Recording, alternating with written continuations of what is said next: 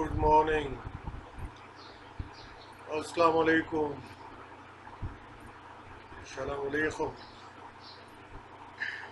Ni hao. Sat Sri Akal.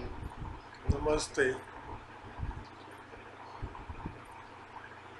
Well, dear readers, viewers, and friends,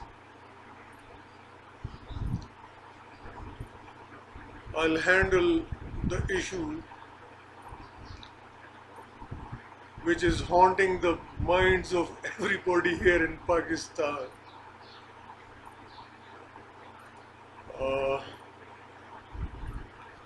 And that is purely my personal opinion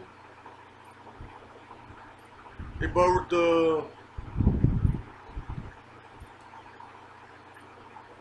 happenings which were resulted in arrival of General Pervez Musharraf as Chief Martial Law Administrator of Pakistan, and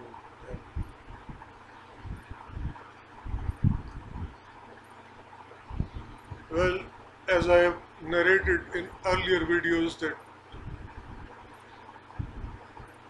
both in India and Pakistan, we are handling political mafias, hereditary mafias in shape of political parties.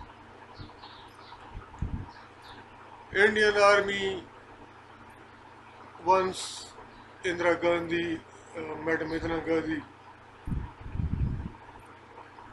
she used to rule India through emergency by curbing the fundamental rights of the people. And once she has called her chief of the army staff,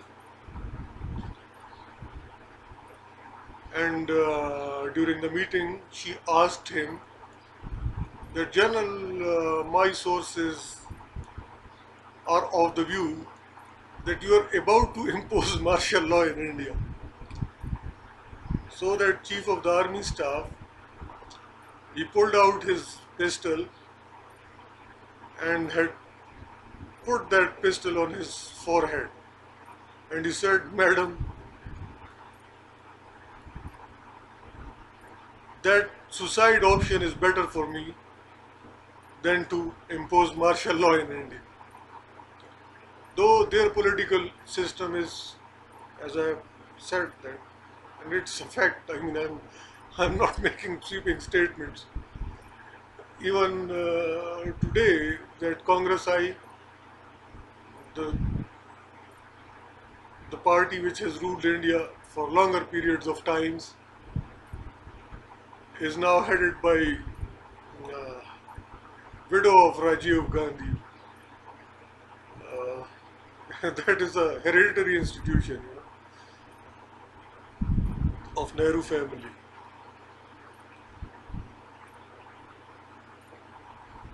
So it so happens in Pakistan that whenever political mafias, those hereditary mafias, they start attacking bureaucracy and army,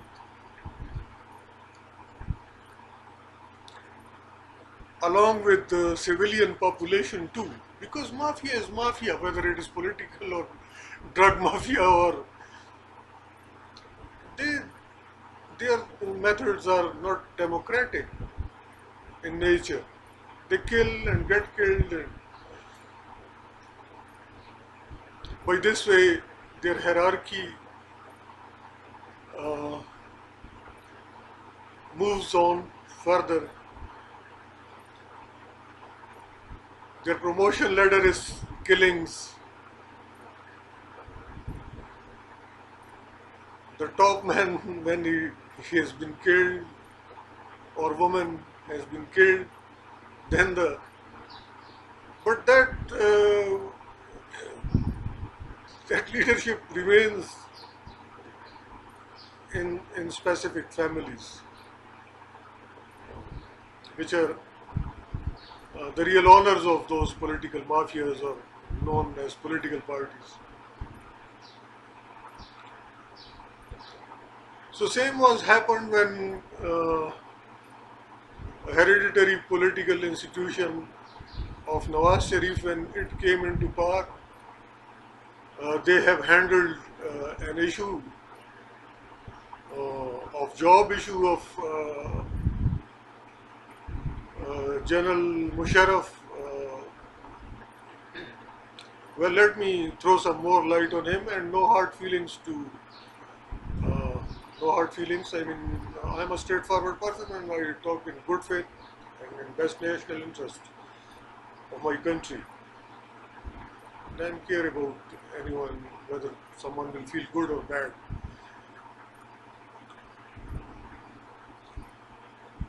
Nawaz Sharif Mafia, when comes into power, what they do is that he by himself is an industrialist and is having a hiring and firing power of his own employees. So he treats the whole country, Pakistan, as his own uh, domain, as his own industry, I mean, he set aside the government rules. I'm talking through my personal experience.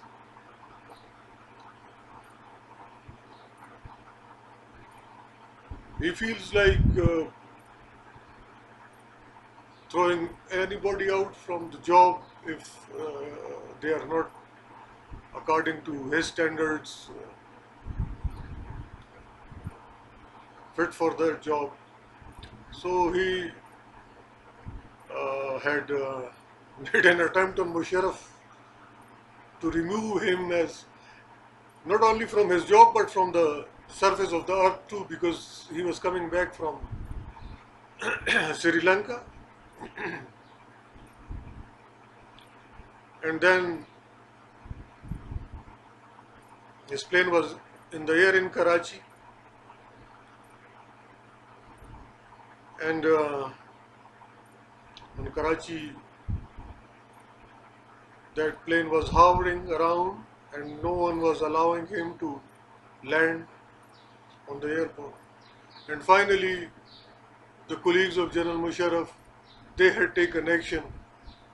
They had opened the airport for him, and then obviously state institutions, they came into action against a mafia man who somehow became a democratically elected ruler of Pakistan. Obviously, killing of a chief of army staff is not in powers of any prime minister. And if he is doing that, the state institutions will start moving ahead in a manner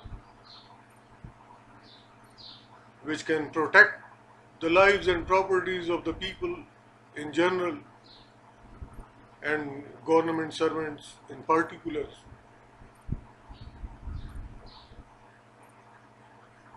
So those who think that General Musharraf has imposed martial law, that was not the case. He by himself was in the air. His colleagues were smart enough that they had moved in and saved his life by opening airport for him, and then finally they took over the whole thing because that guy was, the Prime Minister Sahab was acting in an illegal and unlawful manner. So to make your concept clear, Mr. Prime Minister, that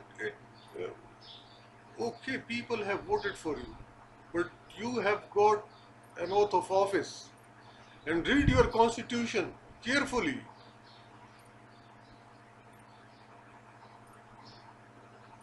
Constitution defines your powers and limits upon you too.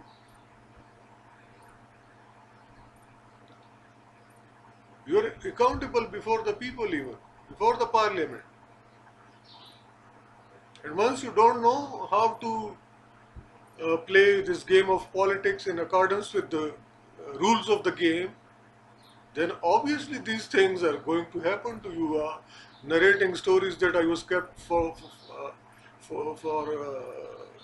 14 months in jail and all that.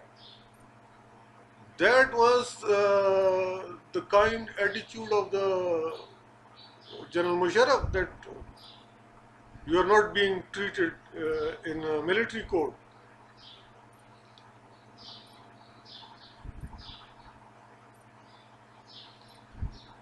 So all those who are making comments on General Musharraf that he had left Pakistan and he is in Dubai and he is this and he is that, they shall know that being a government servant, I worked along with him, I worked with Nawaz Sharif, I worked with Benazir Bhutto, and Musharraf was the greatest, is the greatest. May God give him a long life. In today's Pakistan, the prosperity, the huge economic base, military base. Obviously, I was doing my duty, I was writing about all these things, but he was the one who was implementing that big agenda. So I feel really very hurt when a hero is being portrayed as a coward or a timid or what. He's sick, he needs treatment there. And all that false cases which you have made against him are baseless. Mafia, whether it is political in nature or a drug mafia or whatsoever it is,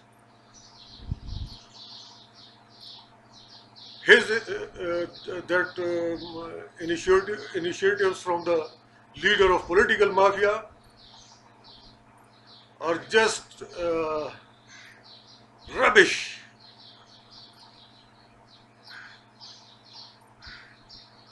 No Pakistani courts, no Pakistani agencies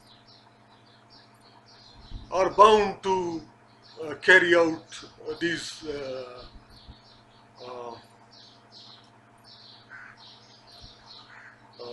proceedings against General Musharraf, because he was not the one who has taken that action against Nawaz Sharif. It was the state which has responded. We shall be very clear, and media shall be very careful. You must, all of you must educate yourself before giving comments and all that, because why I am so concerned about all this, because that is a question of our integrity. We cannot survive as an independent nation if we cannot appreciate our heroes, if we cannot judge by ourselves that who is right and who is wrong. If you make a villain a hero and hero a villain, it means you are a nation of villains. And I know that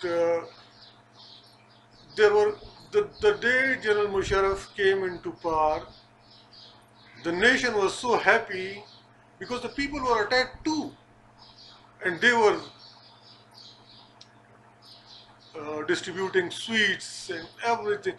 I mean, that was a scene of jubilation.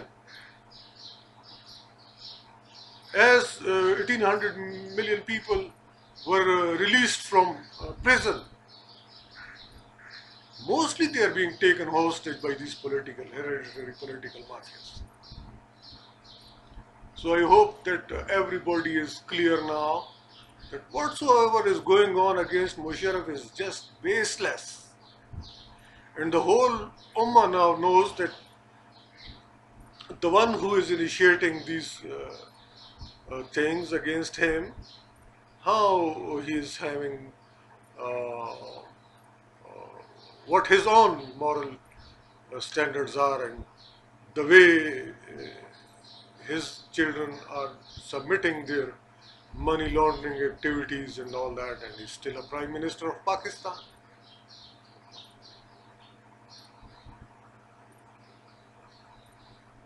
I hope that state will take notice of this situation. And I don't recommend any martial law. I want more democracy. Those who are uh, concerned with the security of Pakistan, well-being of Pakistan and Pakistani people, they will definitely uh, they will definitely appreciate General Musharraf's uh, right to a stance. Nobody is perfect. He has made mistakes too, and when he was making mistakes, I by myself, I had criticized him, and he was gentleman enough. He had resigned from his job and he went abroad.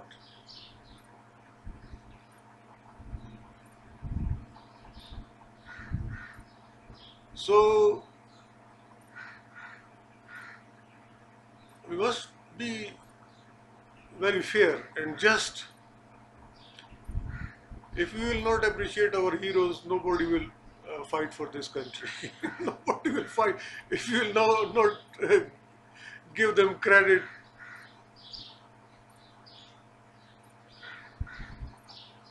then if we don't have good examples, how the younger ones will be able to uh, make, how the ones will confidently take initiatives to keep this country independent. We must know how to reward our heroes, and we shall know how to punish our villains. So I think that now those who are raising this issue before me, I mean, they will be. That is my stance, and that is the stance of everybody. Chief Justice Iftikhar Chaudhary and all others, those they were unable to put this perspective, this background. Uh, when they were questioned about it, I am a straightforward person. And my knowledge, my education, and as a part of bureaucracy, as a journalist too, I take my job seriously, and I do make my assertions even in a very just and fair manner.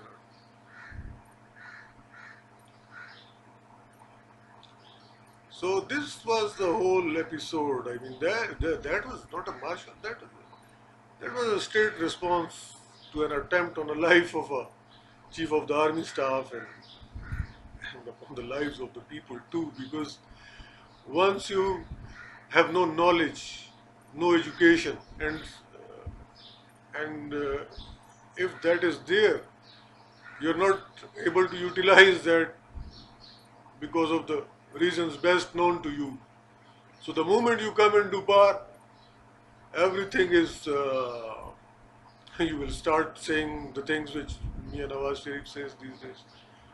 That country is in a very difficult, of course, it is in a difficult situation that you came into power.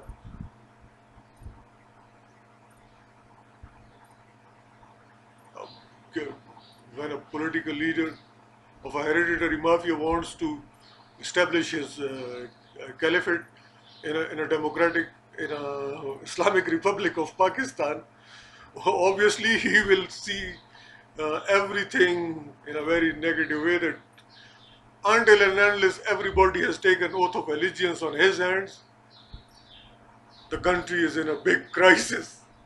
So the fundamental rights are being cancelled. The provisions and it's a type of emergency rule here in Pakistan. Now then the courts were attacked as are attacked by somebody else. The same Mia Saab had led that Tariq Aziz and company, his friends, had led a full-fledged attack once on Supreme Court. So if the High Court judges are killed, I mean, for me, I know I'm very clear that who is killing them.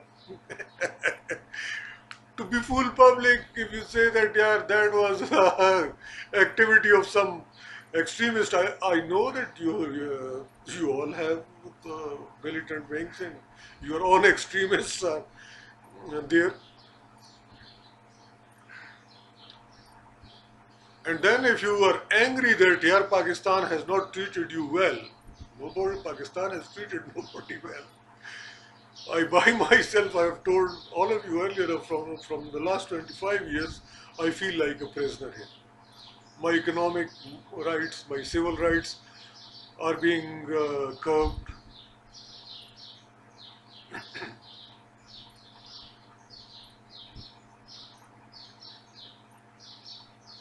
But still I love my country. I know that, I know the value of my country. And I do struggle to improve the situation. And why do I take these big risks? Because I know that if I will not do that, history will never forgive me. That while knowing all that, I was silent. I haven't explained all this before my country fellows, before the international community.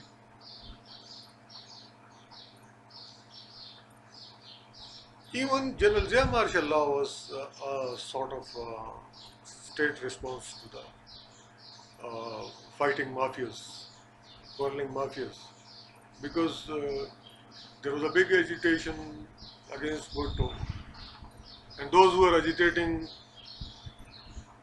against him,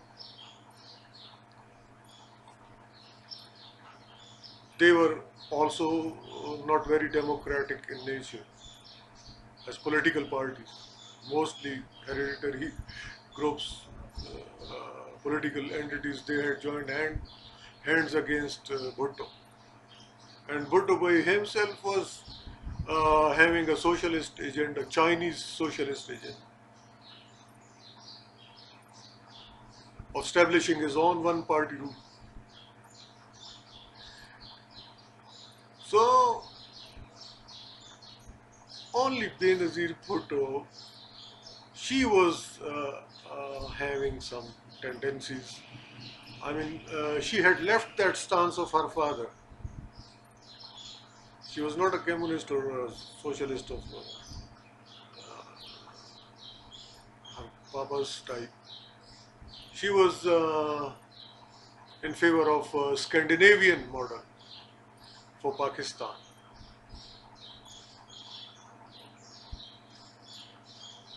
But that was too verbal. I mean, she never initiated any true democratic reforms in her own party, and she has never encouraged or guided other political parties to be democratic and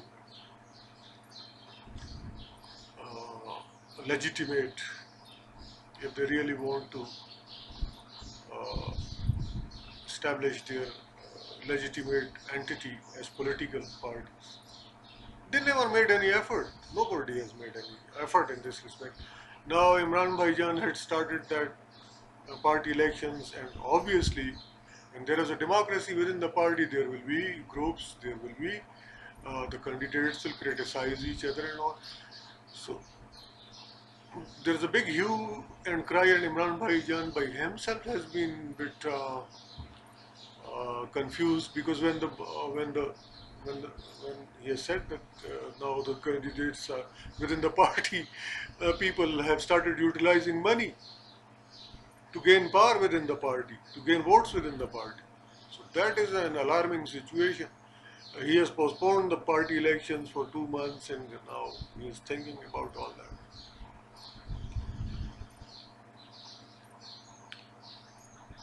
When too many brains are engaged, then something great comes up. You know? And these political parties, when they will engage everybody, and especially 1800 million sovereigns, as I have explained in previous video, that Pakistan constitution, it states that sovereignty belongs to Almighty Allah and is being exercised through the people of Pakistan.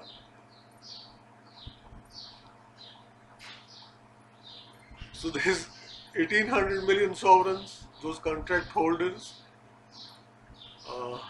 they also when they are involved when they are enrolled in different political parties as members and are obviously they will express themselves within the party organizations, and the best will come up finally. I mean, the funny thing is that those leaders of hereditary political mafias, they get exhausted after 1 or 2 years, because bureaucracy is very clear about constitution. Army is very clear about constitution. I had taught many colonels of Pakistan Army, captains, majors in law college. They come to take in uniform. They used to sit in my class. Sometimes they come to take degrees in law. We are very clear. Those boys in army, they are so brilliant, you know. All Pakistanis are brilliant, but these army guys, they know that in university days I used to do some hiking, mountaineering.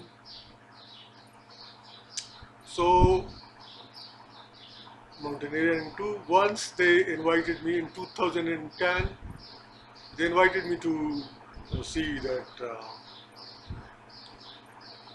aid distribution among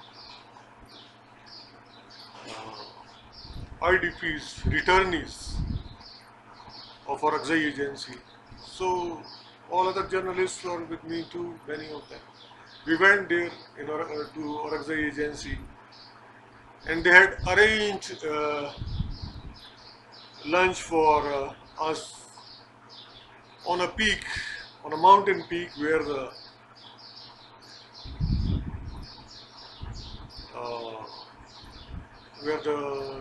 Taliban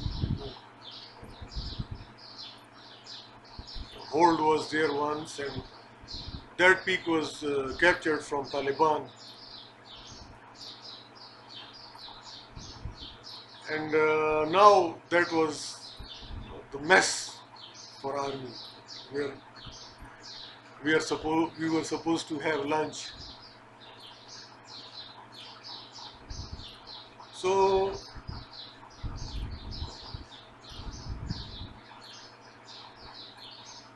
while I was prepared, I went there in jeans and joggers and all that. I knew that the arrangements will be there. So two majors of Pakistan Army, young ones, very nice. They were accompanying me, and Colonel Wasim, he by himself went in a jeep towards the peak of the. He was grown a bit heavy. In a jeep, he went towards the top, and so we have started moving on foot towards the peak. And on the way, you know what we were doing? Major Kamran, he was discussing international relations with me. And that was while reaching to the top, we had I mean, he had satisfied my brain with his analysis of the situation, not only in Orakzai agency, but we had discussed some international dimensions of the issue too. From those top rugged mountains, a major of Pakistan Army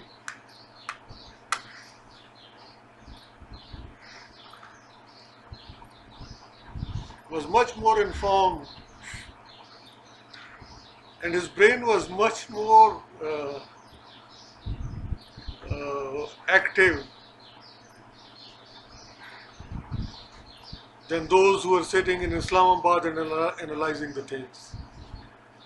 His analysis was of a great value, and I had taken too many. I had approved too many initiatives on his recommendations, given in a war theater by a Pakistan Army major.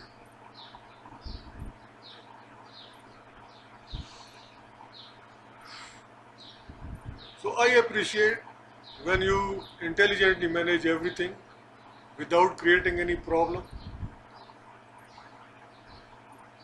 And I'm always in favor of more democracy. I do not appreciate this, that someone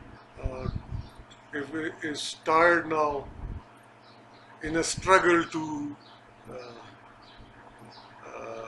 deceive people first by getting votes from them in the name of democracy. Then, in an effort to take oath of allegiance from everybody in Pakistan to become a caliph on permanent basis.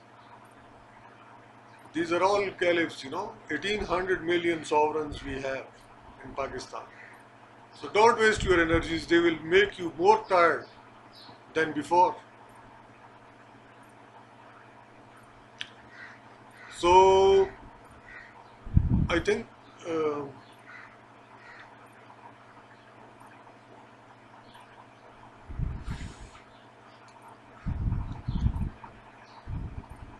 now those who are having those secret and hidden ambition to establish his or her family rule here in Pakistan, they will be clear now about those who are guarding the constitution of this country.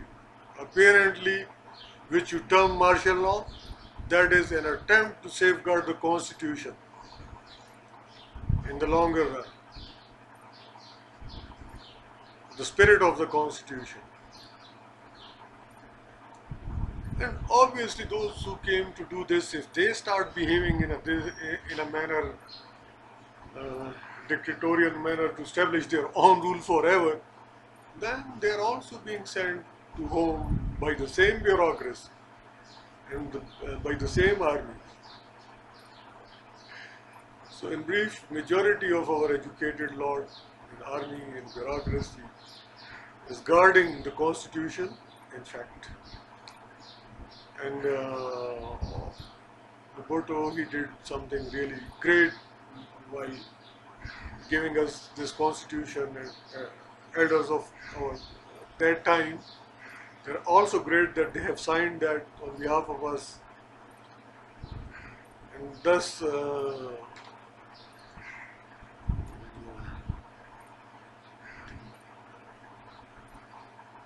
we became proud Pakistanis, and we do guard jealously our rights and all that.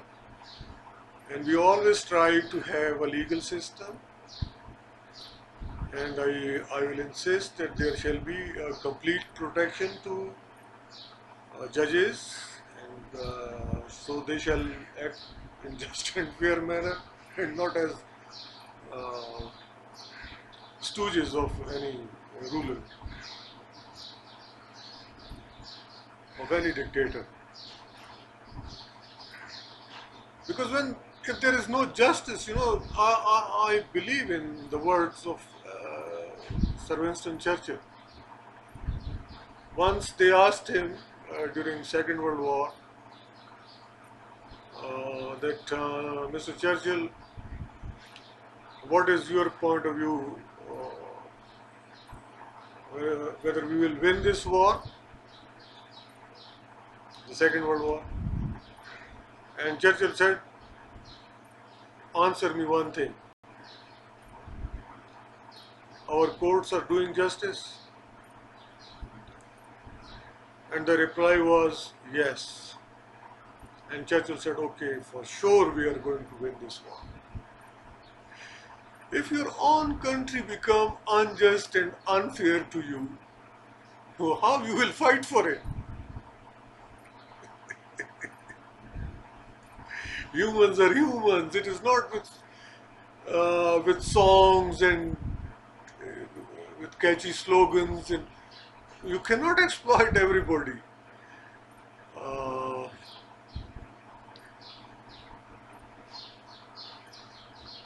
Majority will be fed up then if you are not giving them justice in real sense of the term.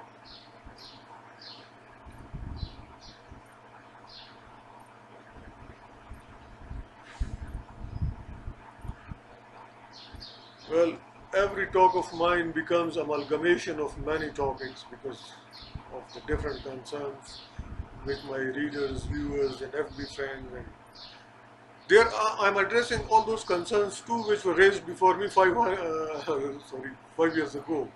I was not having time to answer my friends'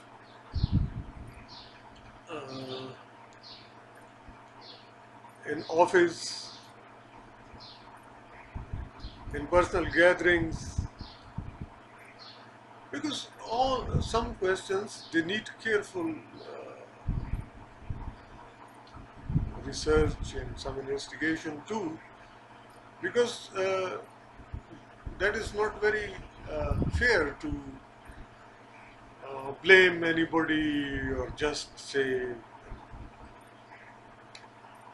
that guy is 100% bad and other. There are good qualities in Nawaz Sharif too.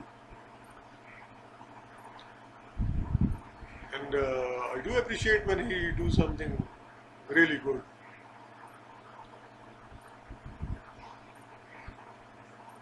So humans are humans, and I don't know that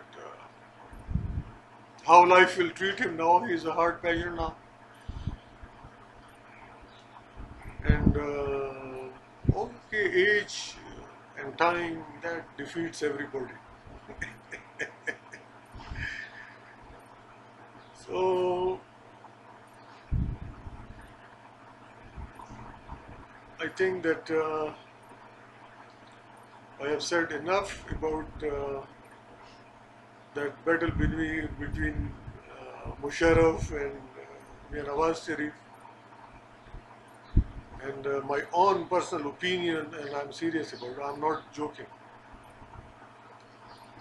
I do consider General Musharraf as great leader of Pakistan, and he did really great things. And I find myself in capacity of a correspondent of a government news agency. My analysis, my articles, even I was writing those. I was writing an editorial for Urdu Daily, and I also used to write for articles for an English daily.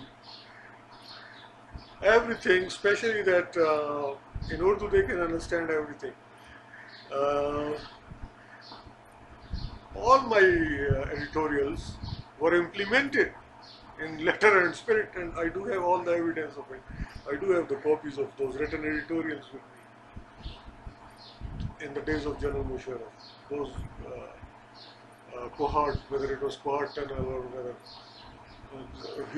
other huge projects in Pakistan initiated by General Musharraf and his colleagues. So, to prove him a villain, that will not be very fair. He was attacked. and then straight had responded to protect him and rest of the 1800 million sovereigns too.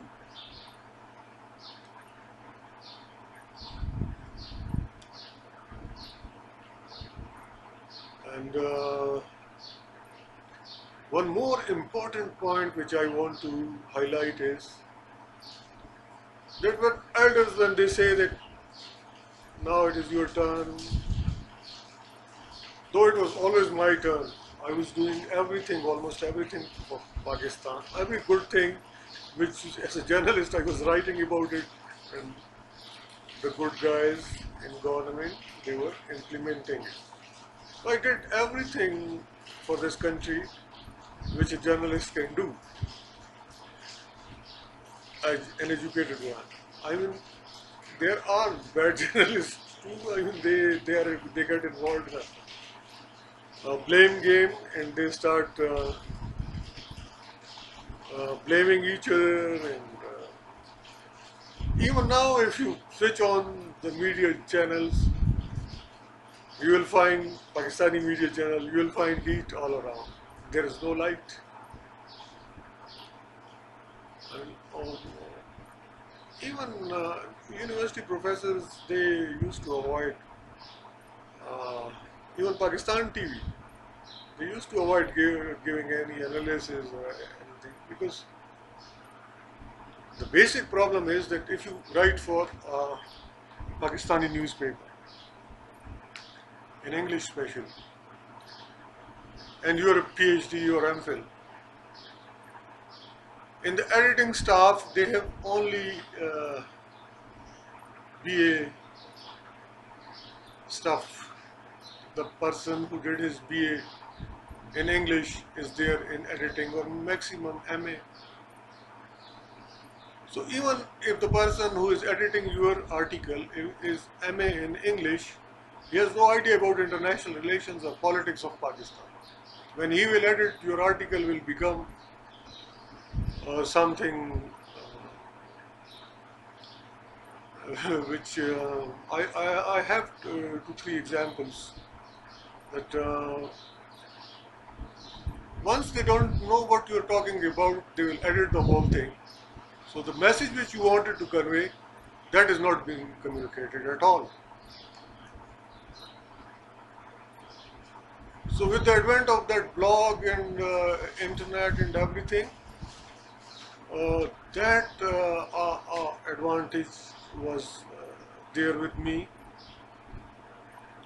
to have my own blog, and obviously then the whole thing was going and unedited or edited by my own self, because in a hurry everybody can make mistake, and the readers, and they all stress for the rapid responses. So once you do that, then so I used to edit the whole thing by myself. So the message now can be communicated clearly. So to the elders, my message is that giving, as I have said earlier, that even media is producing heat, blame game, and in society, while joining politics, hurdles are so big that virtually a gentleman politician can be confined in his own home in a very technical way.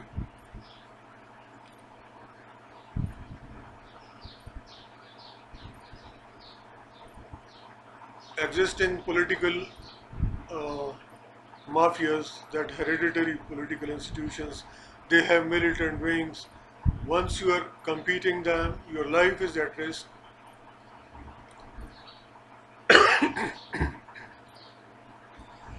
They do not appreciate new arrivals. And I have enjoyed recent statement of Imran Bhaijan. He was saying that He was beaten up in Punjab University, and he was saying that such happenings are part of political life here in Pakistan. I don't agree with him on this point. Quaid-e-Azam Muhammad Ali Jinnah, uh, he never had put himself in such situations. He had won an independent country for you through table talks, through his knowledge and through his power of persuasion. He was not a parrot, his concepts were clear. He was able to plead his case intelligently. The case of people of Muslims of subcontinent whom were in trouble. And even his intentions, he by himself was not interested in having a separate country, but he was mistreated by Nehru and Patel. They wanted to protect the business interest. I had explained all this earlier in previous videos, that they had anticipated that in a united India, Muslim League will win. Hindus will even vote for Muhammad Ali Jinnah as their leader,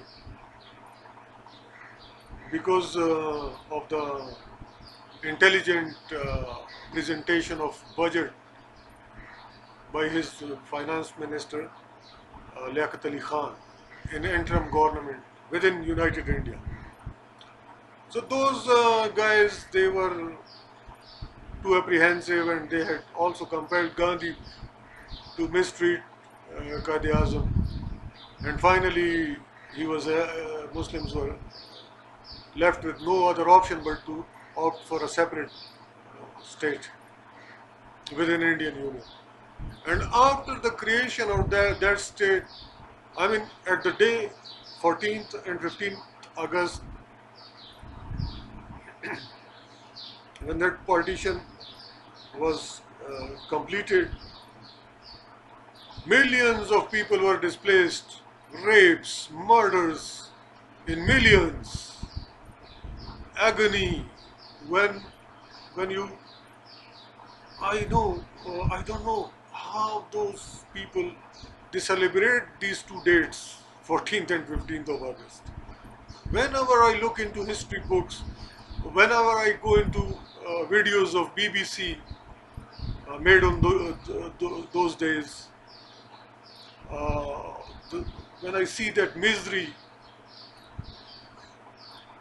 faced by people of subcontinent,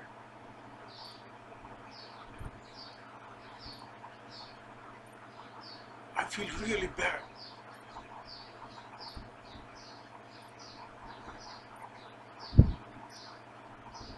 So much so that on 14th and 15th of August I stay cool. I don't celebrate that day. Millions were raped and mercilessly were killed. Their sectarian feelings, their communal feelings were aroused. At that very day, both days and subsequent weeks, when that migration was taking place from Pakistan to India and from India to Pakistan, those were the worst days in our history of subcontinent, and we shall not be proud of it. And both in India and Pakistan, we shall think and rethink that after that partition,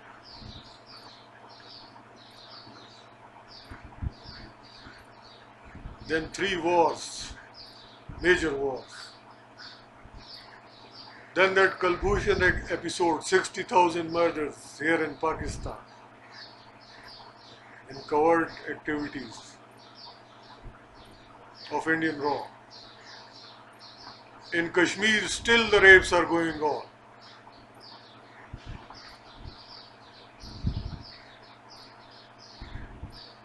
Are we humans? We, the people living in subcontinent. Are we really humans?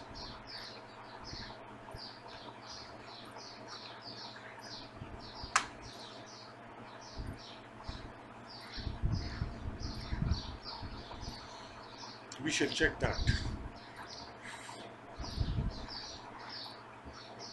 Compare yourselves with the Europe. They were also beasts during First World War, during Second World War. They were also very merciless to each other. What the Hitler did to Jews.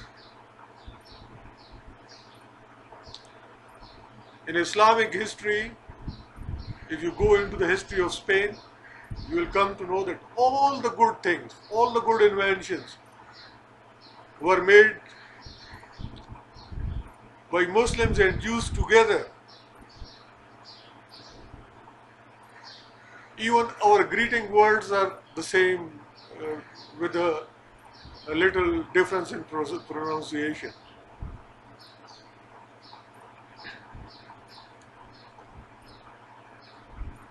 And the same Jews in Europe under Hitler, in millions they were massacred. If you see those videos, if you are a human, you won't be able to stop your, you will become miserable.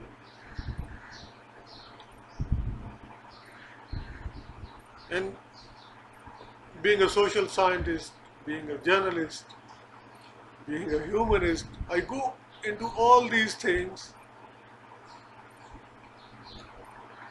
when I am being asked to come up with solutions.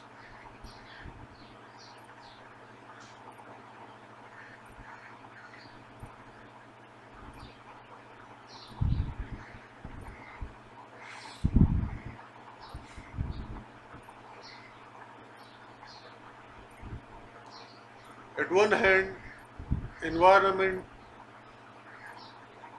has been polluted by crazy inventors. All around the world, people are miserable. Friends are complaining about their cancers. The crooks are establishing, at one hand, are establishing their own cancer hospitals. On the other hand, creating security situations to have walk-through gates all around so that people can be exposed to rays good for causing cancer.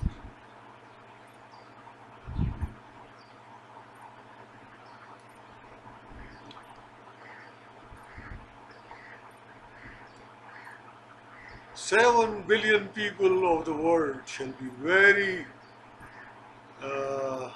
vigilant now, because many crooks are out. They plead little for playgrounds and plead more for cancer hospitals because they earn from that.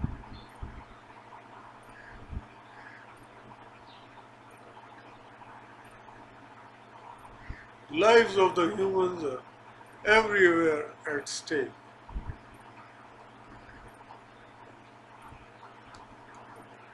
So we need really very enlightened leaders, and on top of it, they shall be very good humans too.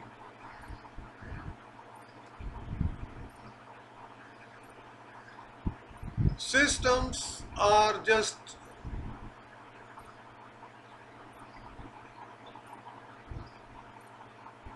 means to promote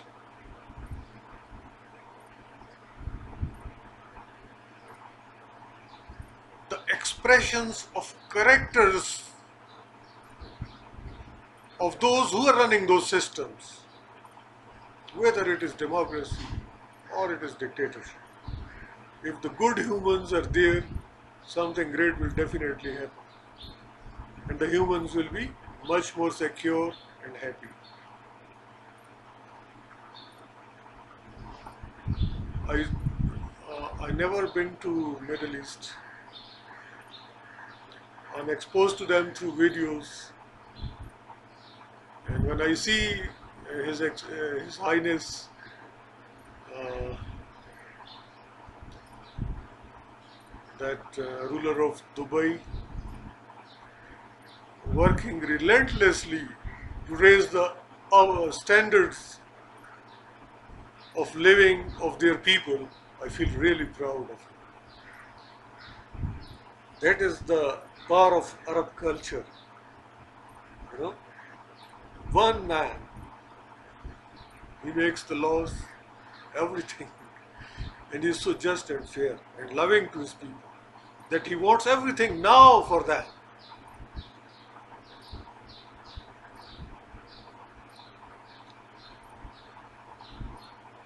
So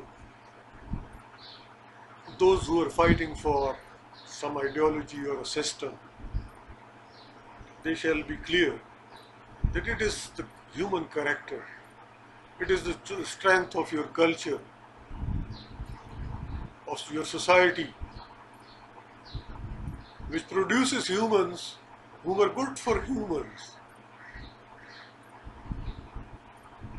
We have a system in the United States of America which is having checks and balances in it.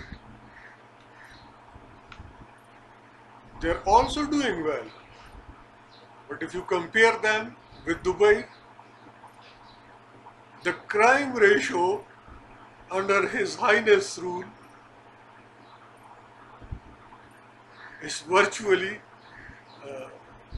non-existent as compared to United States of America, where the system of checks and balances is there.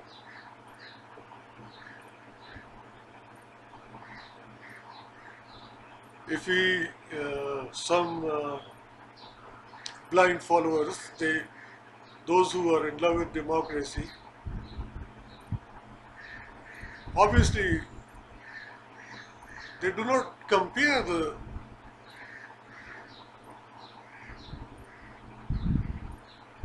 systems, they just come up with the one antidote that democracy is the answer for everything. Bad luck with Pakistan is that during all these 60 years we never had any person like His Highness Sheikh Mohammed of Dubai. Our guys, they picked the whole wealth and invested in offshore companies. The younger ones, they asked me where our taxes are going. We are paying taxes from soap to matchbox here. And on electricity bill, we are paying taxes. We are a heavily taxed country. We are heavily taxed people. And our roads, our bridges, our schools, our universities, even last week the complaint came from Pakistan Armed Forces that we don't have rations here in Quad. Where all this money is going?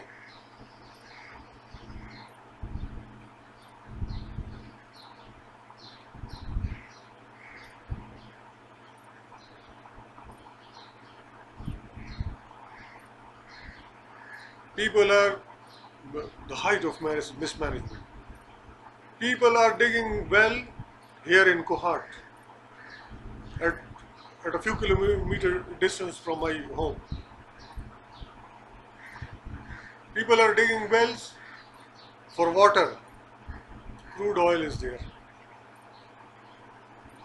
on few yards, and they are selling that crude oil in shops. And we are buying petrol on extremely high prices. Even the prices of petrol are lowered down everywhere in the world.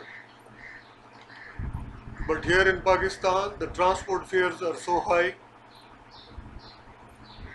the incomes in general are so low, because Zardari, during PPP regime as a president, and the prime ministers of the PPP government, they had increased the salaries of government servants. Though we 62 correspondents of Associated Press of Pakistan were the exception, never, no increases, no yearly increases are even given to us.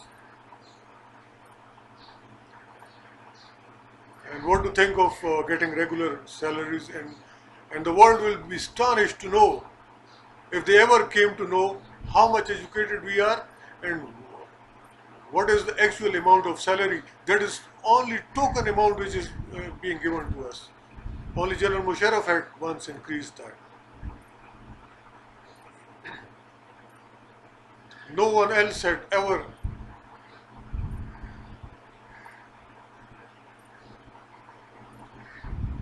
These are the realities of life here in Pakistan and around the globe too. In third world, life is like this. That is why they they call it third world.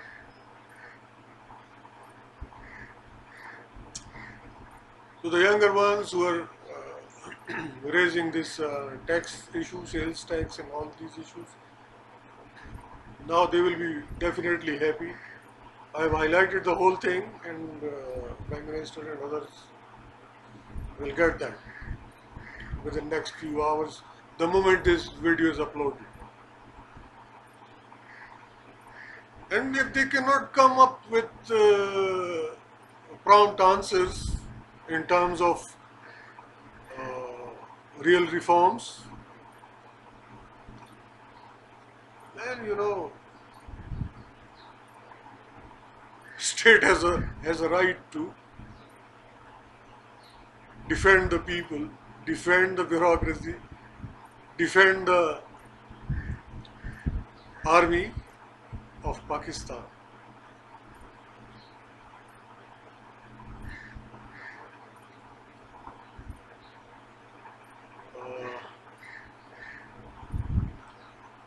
With these words, I do end my conversation with all of you here, and then I wish all of you all the best.